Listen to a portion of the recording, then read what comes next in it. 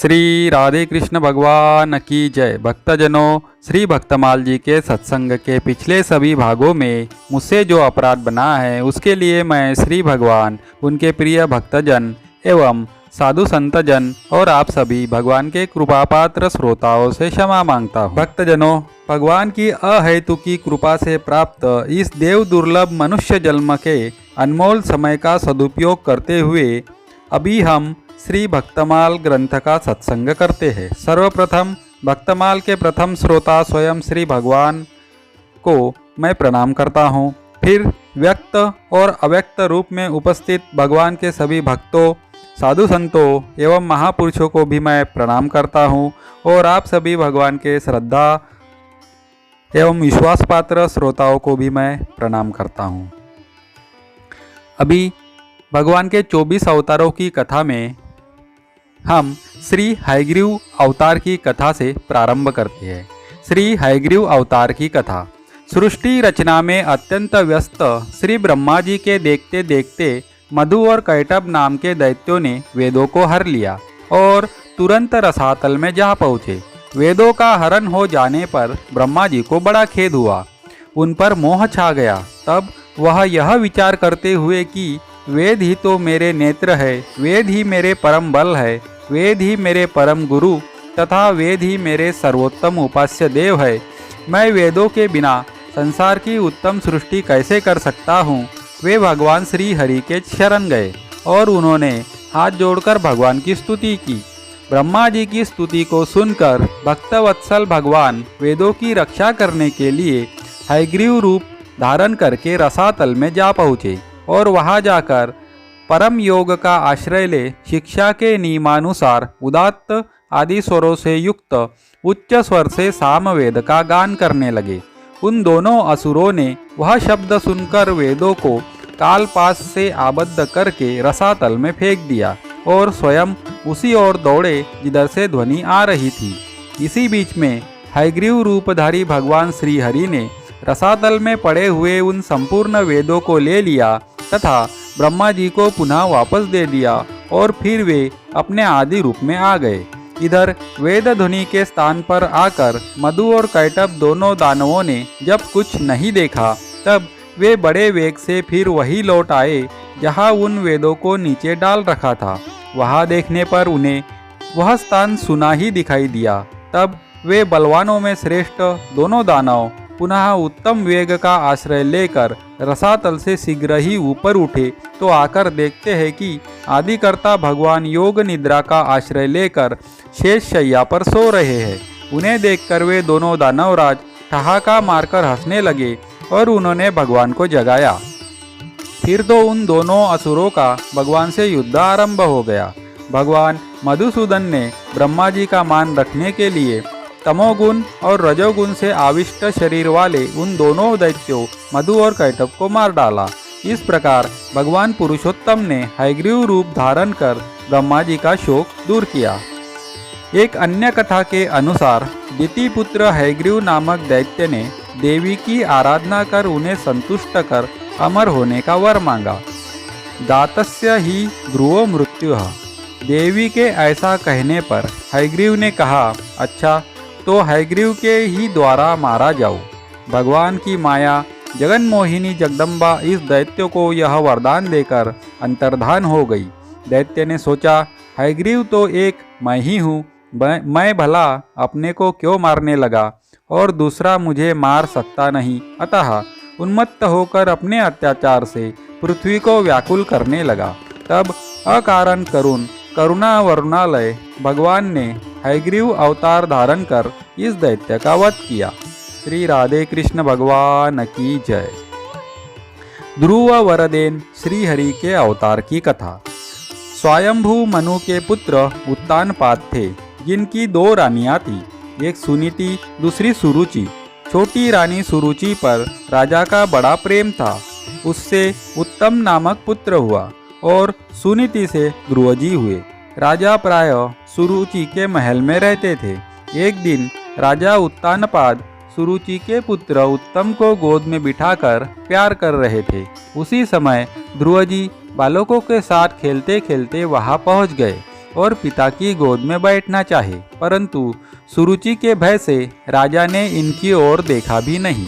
ये बालक थे, इससे सिंहासन पर स्वयं चढ़ नहीं सकते थे, अतः इन्होंने कई बार पिता को पुकारा, परंतु राजा ने ध्यान नहीं दिया। तब सुरुचि राजा के समीप ही बड़े अभिमान पूर्वक बोली, वत्स, तू राजा की गोद में सिंहासन पर बैठने की इच्छा करता है, तू उसके योग्य नहीं है। तू यह इच्छा न कर, क्योंकि तू हमारे गर्भ से नहीं उत्पन्न हुआ। तू राज सिंहासन का अधिकारी तभी होगा जब हमारे उदर से तेरा जन्म होगा। तू बालक है, नहीं जानता है कि तू अन्य स्त्री का पुत्र है। जा, पहले तप के द्वारा भगवान को संतुष्ट कर उनसे वर मांग कि मेरा जन्म के सुरुचि से हो, तब हमारा पुत्र होकर राजा के आसन का अधिकारी हो सकता है। अभी तेरा या तो तेरी माँ का इतना पुण्य नहीं है। अपने और अपनी माता के विषय में ऐसे निरादर भरे और हृदय में बीनने वाले विषैले वचन सुन ध्रुवजी स्तब्ध से रह गए और लंबी लंबी श्वासें भरने लगे। राजा यह सब देखते सुनते रहे, परंतु कुछ न बोले। बालक ध्रुव चीख मारकर रोते, ऊर्ध्वश्वास लेते, ओठ फड़फड़ाते हुए अपनी माँ के पास आए। माँ ने यह दशा देख तुरंत गोद में उठा लिया। संग के बालकों ने समस्त वृत्तांत सुनाया। तब वह बोली, वत्स, तू किसी के अमंगल की इच्छा न कर। कोई दुख दे तो उसे सह लेना चाहिए। सुरुचि के वचन बहुत उत्तम और सत्य है। वस्तुतः हम दुर्भागा हतभाग्या ही है। ध्रुव ने पूछा, माँ, मैं और उत्तम दोनों समान रूप से राजकुमार है, तब उत्तम क्यों उत्तम है और मैं क्यों अधम हूँ? राज सिंहासन क्यों उत्तम के योग्य है और क्यों मेरे योग्य नहीं है? सुनीति ने उत्तर दिया, बेटा, सुरुचि और उसके पुत्र उत्तम ने पूर्व जन्म में बड़ा भारी पुण्य किया है, इसी से वे राजा के विशेष प्रेम भाजन है, राज सिंहासनासीन होने के अधिकारी है। पुण्य से ही राज सिंहासन मिलता है। यदि तुझे भी राज सिंहासन पर बैठने की इच्छा है तो विमाता ने जो यथार्थ बात कही है उसी का द्वेष भाव छोड़कर पालन कर और श्री अधोक्षज भगवान के चरण कमलों की आराधना कर। देख, उन श्री हरि के चरण कमलों की आराधना करने से ही श्री ब्रह्मा जी को भी यह सर्वोत्तम पद प्राप्त हुआ है, जिसकी मुनिजन भी वंदना करते हैं।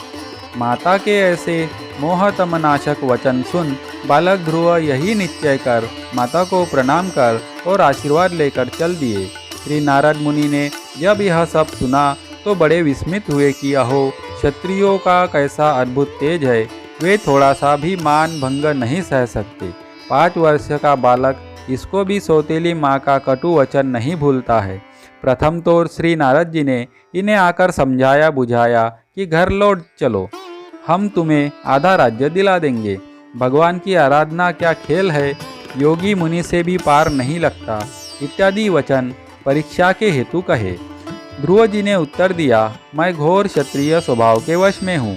सुरुचि माता के वचन रूपी बाणों से मेरे हृदय में छिद्र हो गया है। आपके वचन इसी से उसमें नहीं ठहरते हैं। आपने कृपा करके दर्शन दिया, तो अब ऐसी कृपा करिए कि मैं शीघ्र ही श्री हरि को संतुष्ट कर वह पद प्राप्त कर लूँ जो त्रिलोकी में सबसे श्रेष्ठ है तथा जिस पर मेरे बाप दादे और दूसरे कोई भी आरूढ़ नहीं हो सके हैं। देवर्षि ने कृपा करके 12 मंत्र का उपदेश किया और मधुवन में जाकर आराधना करने का आदेश दिया। ध्रुव ने मधुवन में पहुंचकर आराधना आरंभ कर दी। आराधना काल में ध्रुव ने शरीर निर्वाहार्थ 3 रात्रि के अंतर से केवल कैथा और बेर खाकर 1 मास व्यतीत किया। दूसरे महीने में 6 दिन के अंतर से सूखे पत्ते और घास खाकर भगवत भजन किया। तीसरे में 9 दिन पर केवल जल पीकर आराधना करते रहे। चौथे महीने में 12 दिन के अनंतर केवल वायु पीकर भगवत भजन ध्यान करते रहे। 5वें महीने में तो उन्होंने श्वास लेना भी बंद कर दिया। भगवान की अतिशय प्रबल माया ने इसी बीच विविध विघ्न किए, परंतु ध्रुव की ध्रुव निष्ठा के सामने उसे पराजित ही होना पड़ा। ध्रुव के तप से तप्त देवताओं ने भगवान श्री हरि से पुकार की। भगवान तो ऐसे महाभागवत का दर्शन करने के लिए लालायित ही रहते हैं, वे गरुड़ पर आरूढ़ होकर मधुवन में आ गए। प्रभु का दर्शन पाकर बालक ध्रुव को परम आनंद हुआ। वह प्रेम से अधीर हो उठा। उसने पृथ्वी पर दंड के समान पकड़कर उन्हें प्रणाम किया। उसने पृथ्वी पर दंड के समान पड़कर उन्हें प्रणाम किया। हाथ जोड़े हुए, सिर झुकाए विनयावनत बालक ध्रुव प्रभु के सामने खड़े होकर स्तुति करना चाहकर भी नहीं कर पाते थे। सर्वांतर्यामी श्री हरि ने कृपा करके अपने वेदमय शंख को उनके कपोल से छुआ दिया। ध्रुव को तत्काल दिव्य वाणी प्राप्त हो गई और वे भगवान की स्तुति करने लगे। इस प्रकार भगवान ने ध्रुव को वर देने के लिए श्री हरि अवतार धारण किया। श्री राधे कृष्ण भगवान की जय। श्री धन्वंतरी अवतार की कथा। क्षीर सागर का मंथन होने पर आप अमृत करस लेकर प्रकट हुए। दैत्यों द्वारा छीने गए यज्ञों के भाग तथा अमृत देवताओं को आपकी ही कृपा से मिला। आपने संसार को आयुर्वेद विद्या देकर अनंत रोगों से मुक्त किया। अमृत वितरण हो जाने पर देवराज इंद्र ने इनसे देव वैद्य का पद स्वीकार करने की प्रार्थना की। इन्होंने इंद्र के इच्छानुसार अमरावती में निवास करना स्वीकार कर लिया। कुछ समय बाद पृथ्वी पर अनेक व्याधियां फैल गई।